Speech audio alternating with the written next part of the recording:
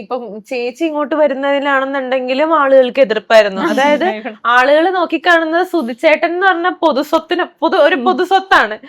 സുധിച്ചേട്ടന്റെ വീടെന്ന് പറഞ്ഞു കഴിഞ്ഞാൽ അവർക്കും കൂടി അതിനകത്ത് തീരുമാനങ്ങൾ എടുക്കാൻ പറ്റും എന്നുള്ളതാണ് സോഷ്യൽ മീഡിയ വിചാരിക്കുന്നത്. മരിച്ചു കഴിഞ്ഞിട്ടല്ലേ. ഇതിനു മുന്നേ ഒരുപാട് സാമ്പത്തിക പ്രശ്നങ്ങൾ ആ ലോക്ക്ഡൌൺ ടൈമിലൊക്കെ വന്നായിരുന്നു സുധിച്ചേട്ടൻ.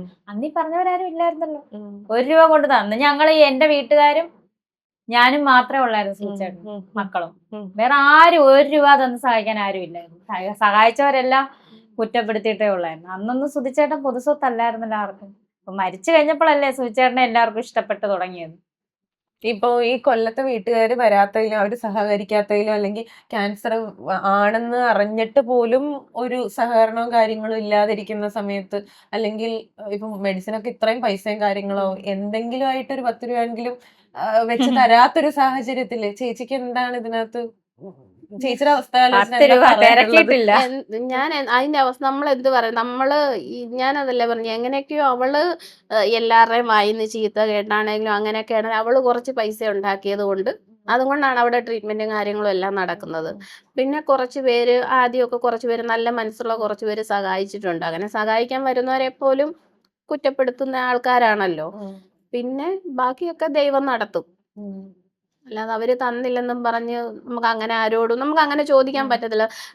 പ്രത്യേകിച്ച് രേണുവിന്റെ അവസ്ഥ അറിയാമല്ലോ. രേണു ആരുടെ മുമ്പിൽ ഇതുവരെ അവള് കൈ നീട്ടിയിട്ടില്ല. അങ്ങനെ നീട്ടാഞ്ഞിട്ട് തന്നെ എന്തെങ്കിലും ഒരു ഫോട്ടോ എവിടെയെങ്കിലും കണ്ട അതിന്റെ അടിയിൽ വരുന്ന എന്നാന്നറിയാവോ, ആൾക്കാരെ പറ്റിക്കാൻ ഇറങ്ങിയേക്കുവാന്ന്. അപ്പൊ പിന്നെ അങ്ങനെ മറ്റുള്ളവരുടെ മുമ്പിൽ നമ്മൾ ചോദിക്കേണ്ട ഒരു അവസ്ഥ വന്നാലത്തെ ഒരു ഇതും കൂടെ ആലോചിച്ച് നോക്കി. ഇപ്പൊ ബിഷപ്പായിട്ട് ഇപ്പൊ ഒരു നല്ലൊരു ബന്ധം തന്നെയാണ് ഇപ്പൊ ഉള്ളത്. അദ്ദേഹത്തിന്റെ പ്രാർത്ഥനയും കൂടെ ഉണ്ടെന്ന് വിശ്വസിക്കുന്നുണ്ട്. വിശ്വസിക്കുന്നുണ്ട്. കാരണം എന്തൊക്കെ പറഞ്ഞെന്ന് പറഞ്ഞാൽ അന്നും ഇവള് പറഞ്ഞ പോലെ ഇപ്പൊ നേരിട്ട് രേണുവും ബിഷപ്പും തമ്മിൽ ഒരു വാഗ്വാദങ്ങളൊന്നും അങ്ങോട്ടും ഇങ്ങോട്ടും പറഞ്ഞിട്ടില്ല. ഈ സോഷ്യൽ മീഡിയയിൽ കൂടെ എന്തൊക്കെയോ അങ്ങോട്ടും ഇങ്ങോട്ടും. പക്ഷെ എന്തൊക്കെ പറഞ്ഞെന്ന് പറഞ്ഞാലും രേണുവിന് വയ്യ ഇവിടെ കിടന്ന് ആദ്യം ഓടി വന്നത് ബിഷപ്പ് തന്നെയാണ്. അദ്ദേഹം വരുകയും ഇവിടെ ഇപ്പൊ വീട്ടിൽ പോയേക്കുവാന്ന് തോന്നുന്നു എന്തോ ആവശ്യമായിട്ട്. ഇവിടെ ഉള്ളപ്പോ മിക്ക ദിവസങ്ങളിലും വൈകുന്നേരം വന്ന് അവൾക്ക് വേണ്ടി പ്രാർത്ഥിക്കും. അവളെ ചേർത്ത് നിർത്തുന്നുണ്ട്, ഞങ്ങളെ പ്രാർത്ഥനയെ ചേർത്ത് നിർത്തുന്നുണ്ട്. അത് തന്നെയല്ലേ വലിയ കാര്യം. സോഷ്യൽ മീഡിയയിലാണ് ഇങ്ങനെ ആളിക്കത്തിച്ച് ഓരോ കാര്യങ്ങൾ പറയുന്നത്. ശരിക്കും പറഞ്ഞാൽ സോഷ്യൽ മീഡിയയിൽ കാണുന്നതല്ല സത്യം എന്നുള്ളത് നമുക്ക് എങ്ങനെയാ പറഞ്ഞു മനസ്സിലാക്കി കൊടുക്കാൻ പറ്റുക ആളുകളോട്? അതെ അത് പറഞ്ഞു മനസ്സിലാക്കി കൊടുക്കാൻ ആദ്യമൊക്കെ ഭയങ്കര വിഷമമായിരുന്നു ഇങ്ങനെ പറയാം. പിന്നെ നമുക്ക് എത്ര പേരോട് നമുക്ക് പറയാൻ പറ്റും, നമ്മളെ കൊണ്ട് എത്ര പേരോട് പറഞ്ഞു മനസ്സിലാക്കാൻ പറ്റും. അതുകൊണ്ട് പിന്നെ അതങ്ങ് വിട്ടു. പറയുന്നവര് പറഞ്ഞോട്ട് ഇപ്പോഴും പറയുന്നവര് പറഞ്ഞോട്ട് നമുക്കറിയാം, നമുക്കൊരു സത്യമുണ്ട്, അത് നമ്മുടെ വീട്ടുകാർക്ക് അറിയാം. അതിനേക്കാൾ എല്ലാത്തിലും ഉപരി ദൈവത്തിന് അറിയാം. അത് മതി. ഈ കിച്ചു കാണാൻ വരാത്തതില് ഞാൻ ചേച്ചിയോട് ചോദിക്കുന്നില്ല, ചേച്ചിക്ക് സങ്കടം ഉണ്ടെന്നുള്ളത് തോന്നുന്നുണ്ടോ? ഇപ്പോഴത്തെ ഒരു സാഹചര്യത്തിൽ ഇപ്പൊ സങ്കടം വിചാരിച്ചിട്ട് കാര്യമില്ല. ഇല്ല, വിചാരിച്ചിട്ട് കാര്യമില്ല. ഉണ്ടാകാതിരിക്കത്തില്ല. കാരണം നമ്മള് ഒന്നും കണ്ടിട്ടോ ഒന്നിനും വേണ്ടിയല്ല, നമ്മള് ആത്മാർത്ഥമായിട്ട് തന്നെ നമ്മുടെ മക്കളെ പോലെ ചേർത്ത് നിർത്തിയതാ. കാരണം അന്ന് അത് പറയാൻ കാരണം, ഒന്നും കണ്ടിട്ടില്ലെന്ന് പറയാൻ കാരണം, അന്ന് 11 വയസ്സുള്ള ഒരു കുട്ടിയാണ്. അത് 18 വയസ്സ് വരെ വിദ്യാഭ്യാസം ഉള്ള സമയത്താണ് ഞങ്ങൾ ചേർത്ത് പിടിച്ചത്. ഇന്ന് അവൻ ബിസിനസ്സായി. ഇപ്പൊ ചേർത്ത് പിടിക്കുന്നവരുടെ ഉദ്ദേശം ഞാൻ എന്തോ മുന്നോ അയ്യോ ഇതാണ് ഋതപ്പൻ. ഇവിടെ ഋതപ്പനെ കാണിക്കട്ടെ. ഋതപ്പ ഇതാരാടാ? ഋതപ്പ കുഞ്ഞാണോ? ഫുഡ് കഴിച്ചോടാ? കഴിച്ച് എന്താ കഴിച്ചേ? എന്താ കഴിച്ചേ? വാ ഇവിടെ ഇരുന്നോ. വിളിക്കണല്ലേ? എക്സാം ഒക്കെ ഇല്ലേ? കഴിഞ്ഞോ? കഴിഞ്ഞു ഋതപ്പ. കഴിഞ്ഞോ? നന്നായിട്ട് എഴുതിയോ? നേരെ പറ, ഉറക്കെ പറ. നന്നായിട്ട് എഴുതിയോ?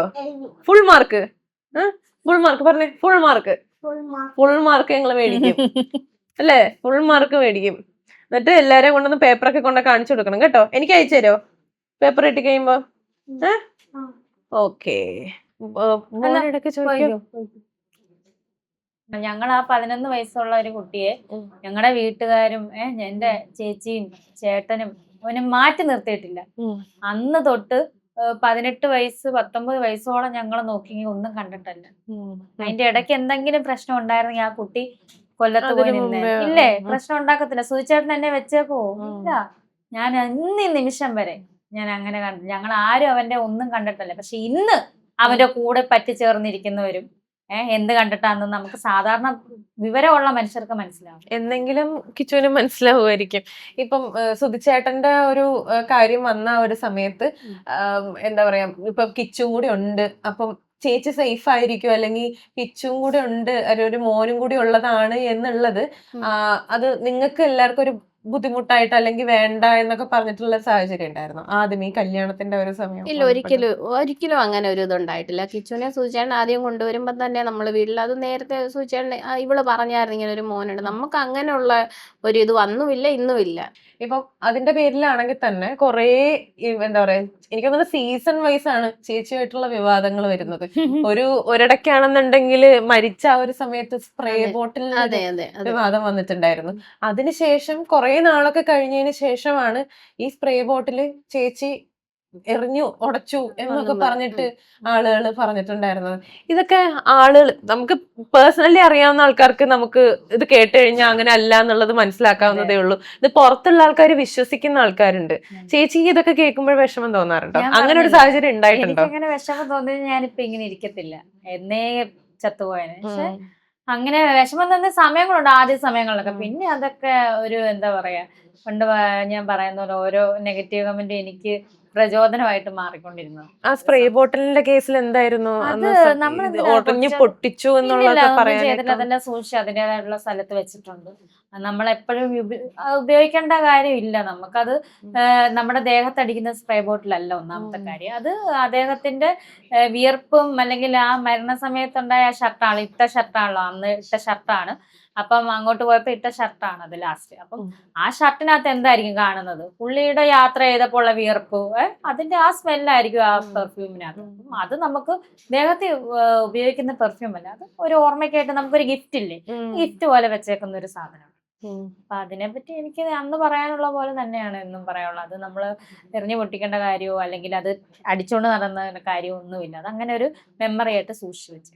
ഈ ഇമോഷൻസിനെ വളച്ചൊടിച്ച് വേറൊരു രീതിയിലാക്കി കണ്ടന്റ് ആക്കുന്ന ഒരു പരിപാടി അത് ഇനിയും അതിങ്ങനെ തുടർന്നുകൊണ്ടിരിക്കുന്ന സാഹചര്യത്തില് ഇപ്പം ഒരു തകർന്നിരിക്കുന്ന ഒരു അവസ്ഥയാണ്. അപ്പൊ ആ ഒരു അവസ്ഥയിൽ ഇങ്ങനെ അറിഞ്ഞുകൊണ്ട് ഇങ്ങനെ കുത്തുന്ന ആൾക്കാരുടെ അടുത്ത് എന്തെങ്കിലും പറയാനുണ്ടോ? ഒന്നും പറയാൻ, കാരണം അവരിങ്ങനെ കുത്തിക്കൊണ്ടേ ഇരിക്കും. കാരണം എന്നാന്ന് വെച്ചാൽ ഇപ്പൊ ഈ മൂന്നാമത്തെ കീമോ കഴിഞ്ഞിട്ട് അവള് 12 ദിവസം, മൊത്തം 12 ദിവസം കിടപ്പായിരുന്നു. ഈ 12 ദിവസം അവള് കിടന്ന സമയത്തൊന്നും ഒരുമാതിരി ഒന്നും ഒതുങ്ങിയിരിക്കുമായിരുന്നു, ആരും ഒന്നും പറയുന്നില്ല. 12ാമത്തെ ദിവസം എഴുന്നേറ്റ് കഴിഞ്ഞപ്പോൾ ഒരു റീൽ ഇടുന്നു. അത് അവളുടേതായ സന്തോഷങ്ങളല്ല. ഈ അടകിടപ്പ് കിടന്നിട്ട് എഴുന്നേൽക്കുമ്പോൾ അവൾക്കും കാരണം പുറത്തെങ്ങി ഈ കീമോ കഴിയുന്നോടം വരെ പുറത്തെങ്ങും പോകാൻ പറ്റത്തില്ല, ഈ ഒരു റൂമിനകത്ത് തന്നെയാണ്. പിന്നെ കുറച്ച് നേരം ഒന്ന് നടക്കാനിറങ്ങും. ഈ ഇവിടെ എല്ലാം കുറെ പുല്ലുള്ള സ്ഥലങ്ങളാണ് നടക്കാൻ. അപ്പം അന്ന് എഴുന്നേറ്റ് കഴിഞ്ഞൊരു റീലിട്ട് അന്ന് കുറെ പേര് റിയാക്ഷൻ ചെയ്തിട്ടുണ്ട്. അന്ന് അത്രയും ദിവസം ഒന്നും മിണ്ടാതിരിക്കുമായിരുന്നു. അപ്പൊ ഇവൾ എഴുന്നേക്കുന്ന കാണുമ്പോൾ പിന്നെ അതുകൊണ്ട് അവരോടൊന്നും പറയാനില്ല. കാരണം എന്തൊക്കെ വന്നെന്ന് പറഞ്ഞാൽ അവർ ഈ ചെയ്യുന്ന പ്രവൃത്തി അവരിങ്ങനെ കണ്ടിന്യൂ ചെയ്തുകൊണ്ടേയിരിക്കും.